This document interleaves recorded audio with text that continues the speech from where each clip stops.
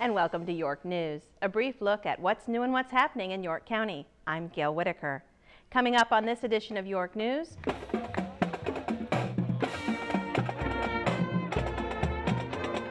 we'll show you scenes from this year's Yorktown Day festivities. Call order the York County Board of Supervisors. Up first, the Board of Supervisors held its most recent meeting on Tuesday, October 15th. At the meeting, the board presented a 25-year service pin to Carrie Crosby, employed with the county's Department of Community Services. The county received an award from the Virginia Association of Counties for its virtual PSAP program in the 911 Center. Getting a good start on the year.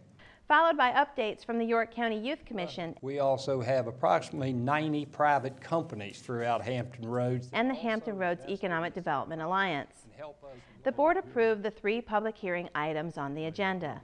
These were a request for a special use permit to authorize the establishment of a telecommunications tower at 1741 Penniman Road, a request for a special use permit to authorize a contractor's shop with outdoor exposed storage at 2901, 2903, 2907, 2911, and 2915 George Washington Memorial Highway, and a resolution to authorize the county administrator to execute a deed conveying an electric utility easement to Dominion Virginia Power at the site of the Goosley Road Pump Station at 101 Lee Road.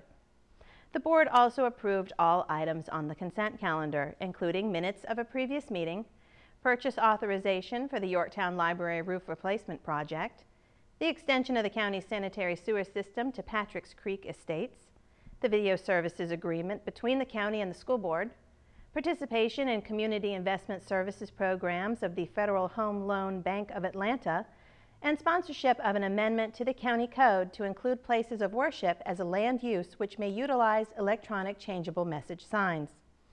The board will not hold a meeting on the first Tuesday in November due to Election Day. Therefore, the next meeting of the Board of Supervisors will be held Tuesday, November 19th at 6 p.m. in the boardroom of York Hall. For more information about the Board of Supervisors meetings, call the County Administrator's Office at 890-3320.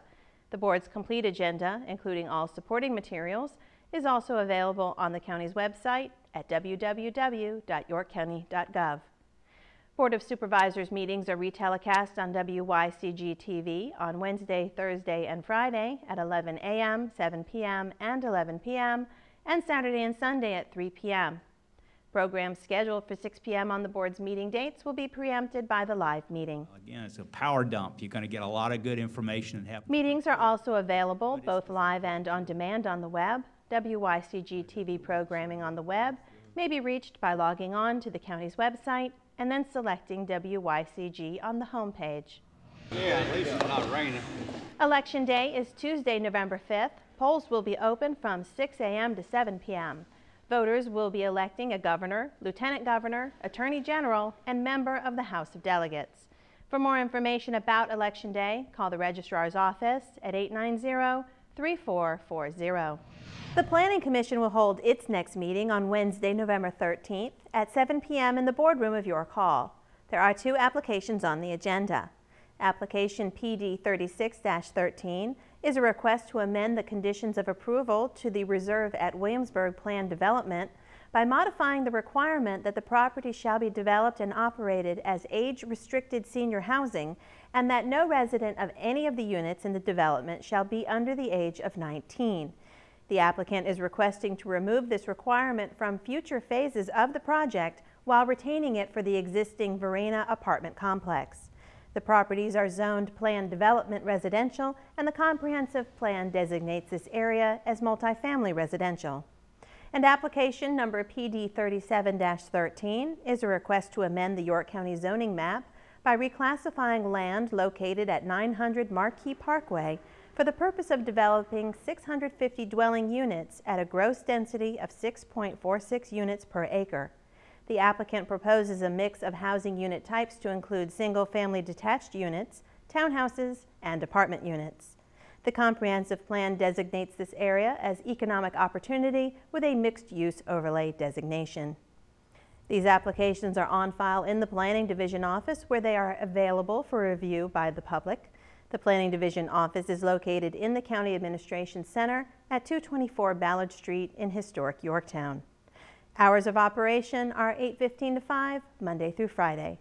For additional information, call the planning office at 890-3404.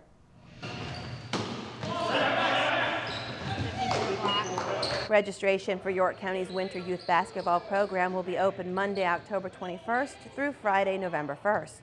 Registrations will be accepted from 8:15 a.m. to 5 p.m. Monday through Friday at the Parks and Recreation office at 100 County Drive. Registrations will also be taken at the Tab Library on Wednesday, October 30th from 4 to 7 p.m. For more information, call 890-3500. The York Poquoson Extension Master Gardeners will hold a plant sale at their new Learning Garden in Poquoson on Saturday, October 26th from 8 a.m. to noon. Their Learning Garden is located beside the Poquoson Museum at 968 Poquoson Avenue. Annuals, perennials, shrubs, and trees will be for sale at the Learning Garden plant sale. This event is sponsored by Virginia Cooperative Extension. For more information, call the Extension office at 890-4940. Thank you. You're welcome. Halloween is Thursday, October 31st, and trick-or-treating hours will be dusk to 8 p.m. and is permitted for children ages 12 and under. Children should be accompanied by an adult, with residents who welcome trick-or-treaters being asked to turn on their house lights. Please consider the following safety tips. Wear makeup instead of masks.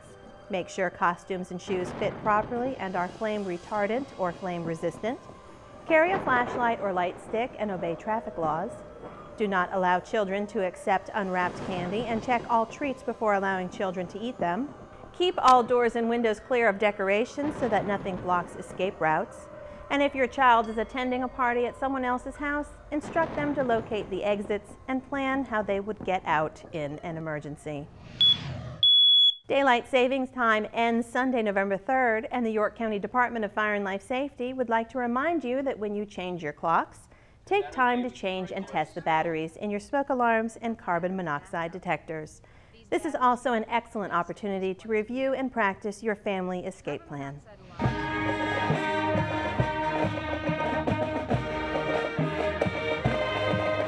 And finally, Yorktown Day was Saturday, October 19th.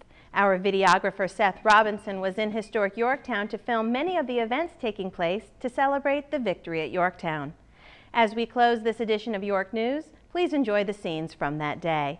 And please join us on November 13th for the next edition of York News. Until then, thanks for watching.